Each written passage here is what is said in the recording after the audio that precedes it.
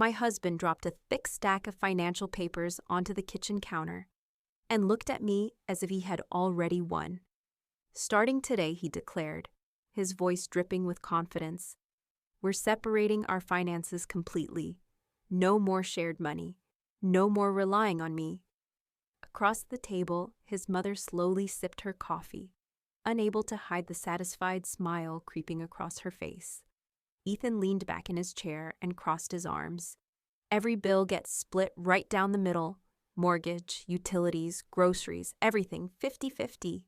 If you can't handle that, you'll need to find somewhere else to live." They both watched me carefully. They expected tears. They expected panic. Most of all, they expected me to beg. Instead, I closed my book, looked directly into Ethan's eyes, and smiled. "Honestly," I said, "that sounds like a fantastic idea." The confidence instantly drained from his face.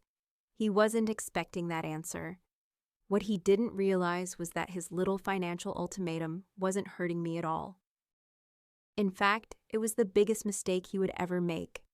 Because while he believed he was cutting off a struggling wife, he had no clue that I was quietly building a business worth millions behind the scenes.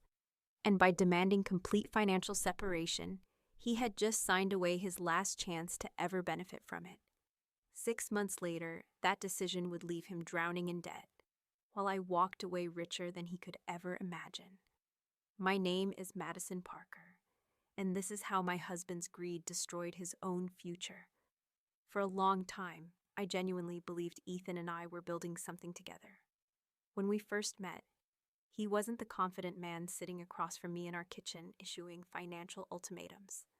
Back then, he was ambitious, hardworking, and eager to prove himself. I admired that about him. I was 22 years old and trying to build a career as a freelance graphic designer. Ethan was several years older, climbing the corporate ladder one promotion at a time. We weren't rich. We weren't powerful. We were simply two people chasing a future. Or at least, that's what I thought. Everything started to change when Patricia became more involved in our lives. From the moment I met her, she made it clear that I wasn't the woman she had envisioned for her son. Patricia came from old money, the kind of money that made people mistake arrogance for sophistication. Every dinner at her house felt like an interview I was destined to fail. She never openly insulted me. She didn't have to. Her comments were always carefully disguised as concern. "Freelance work sounds stressful. I suppose stable employment just isn't for everyone. Ethan has always been such a provider." Little comments, tiny cuts, but over time, enough tiny cuts can leave a deep wound. Unfortunately, Ethan started listening. At first he defended me, then he started agreeing with her. Eventually he stopped defending me altogether. By the 4th year of our marriage, he no longer viewed us as partners. He viewed us as competitors, and according to him, he was carrying the team.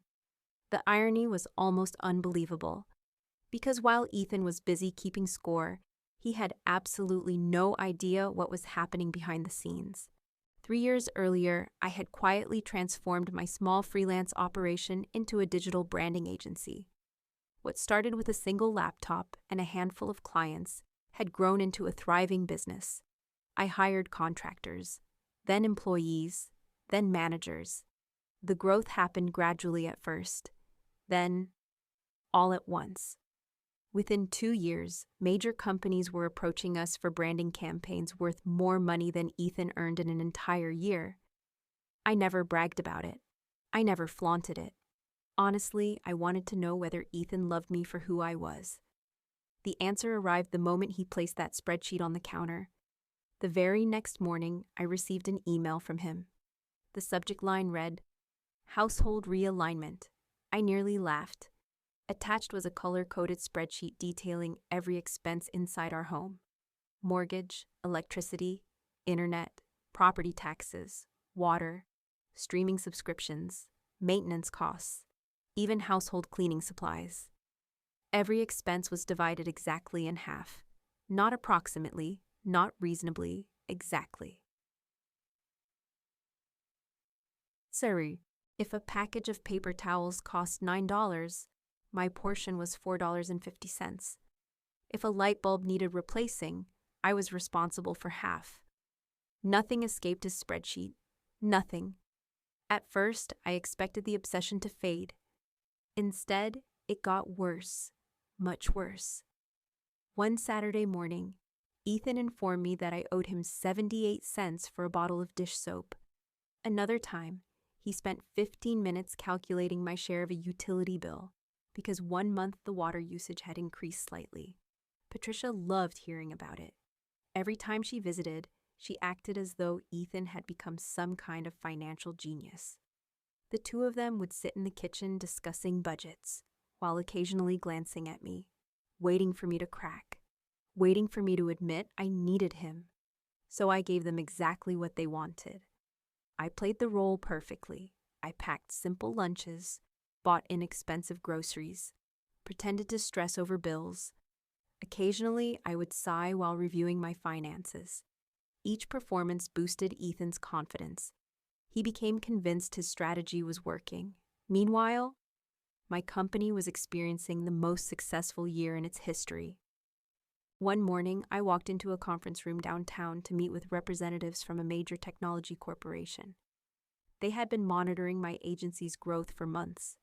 What they proposed changed everything. A complete acquisition, cash buyout, $3.2 million. I remember staring at the offer while my attorney calmly explained the details. My heart was racing. Years of work, years of sacrifice, years of risk, finally paying off. While I was reviewing multi-million-dollar contracts, Ethan was making decisions of his own, terrible decisions. His older brother had convinced him he had discovered the investment opportunity of a lifetime, a fast-growing tech startup promising extraordinary returns. According to the company's founders, investors would double or even triple their money within a year. Patricia couldn't stop talking about it. She called it Ethan's chance to become truly wealthy, to finally rise above everyone else, to prove his brilliance. The praise was all Ethan needed. He emptied his savings account, sold investments, and then, unbelievably, took out a large personal loan. Every available dollar went into that startup. When he told me about it, he expected admiration. Instead, I felt something much closer to concern. But I kept my thoughts to myself. After all, according to Ethan's own rules, what was mine, and what was his was his. For several months, he strutted around our home acting like a future millionaire. He talked about luxury vacations, sports cars, investment properties. The whole time, he had no idea that my acquisition deal was already approaching the finish line. The paperwork was nearly complete. The funds were already being prepared, and the future he imagined for himself was about to collapse in spectacular fashion. 6 months later, it finally happened. The startup imploded overnight. Investigators uncovered widespread fraud. Assets were frozen. Operations shut down. Investors lost everything, including Ethan. Every dollar he had invested vanished. The savings, the investments, the loan money, gone. One afternoon, I found him sitting alone at the kitchen table staring at his laptop. For the first time in years, he looked genuinely afraid. He cleared his throat twice before he said anything. That was new. The man who had spent months issuing financial ultimatums without blinking was now standing in his own kitchen struggling to find words. Finally, he said it.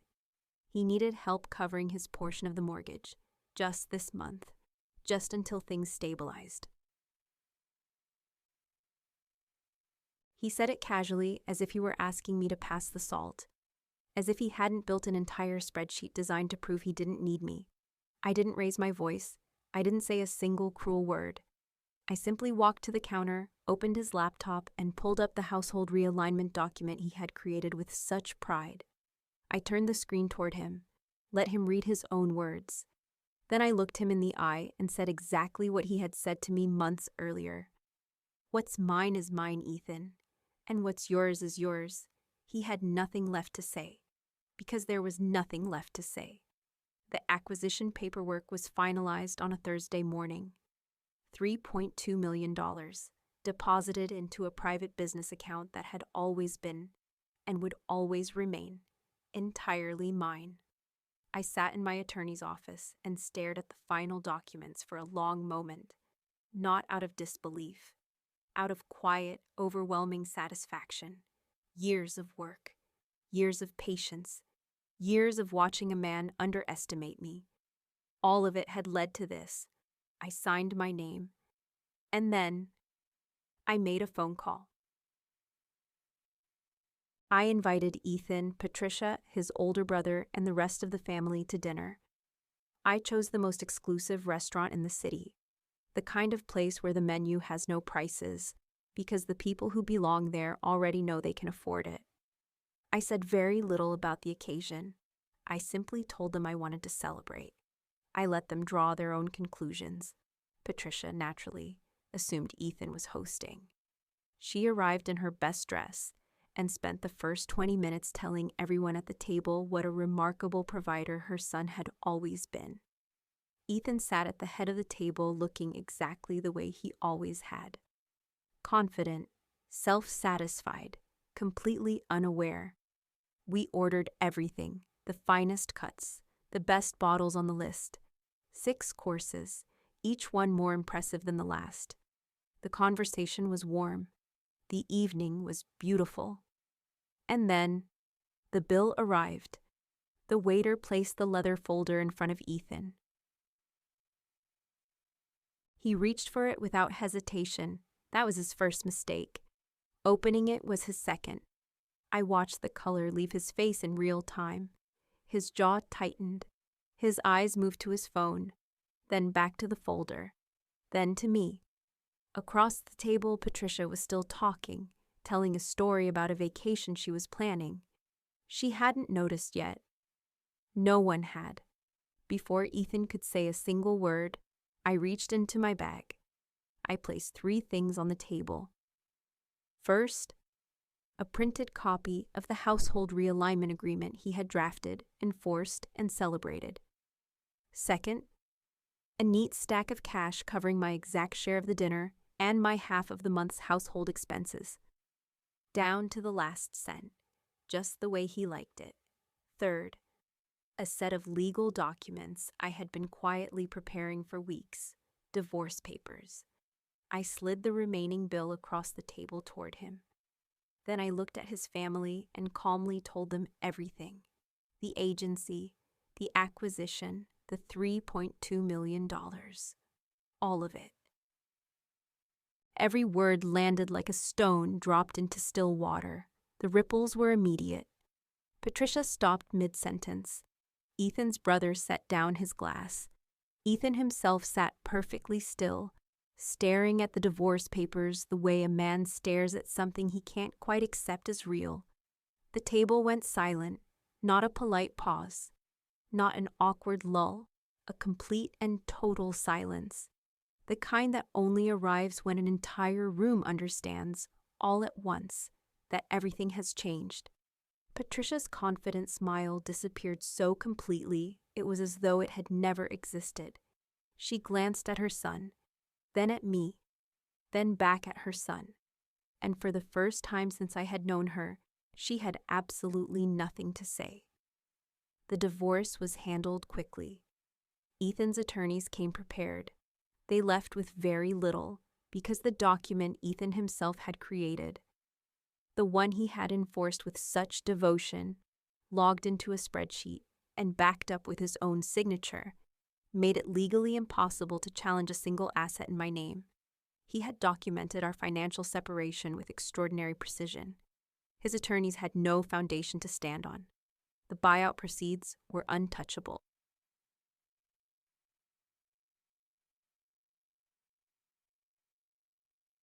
Everything I had built was mine, just the way he had always insisted. The months that followed were difficult for him. The luxury car went first. Then the apartment they moved into was nothing like the life he had described to his family at that dinner table. The personal loan didn't disappear just because the startup did. He picked up extra work where he could. Patricia stopped visiting as often. The conversations about investment properties and sports cars quietly faded away. The spreadsheet was never mentioned again. Today I am sitting in a penthouse apartment with a view I chose entirely for myself. No compromises, no negotiations, no one to answer to but me. Ethan wanted a world where we each kept exactly what was ours. I have never once disagreed with that idea, because in the end, we both got exactly that. He kept what was his, and I kept what was mine. What would you have done if your spouse handed you a 50-50 ultimatum out of pure spite? Drop your answer in the comments. I read every single one. And if this story hit differently than you expected, I've linked 2 more below that will do the same thing. Thank you for staying until the very end.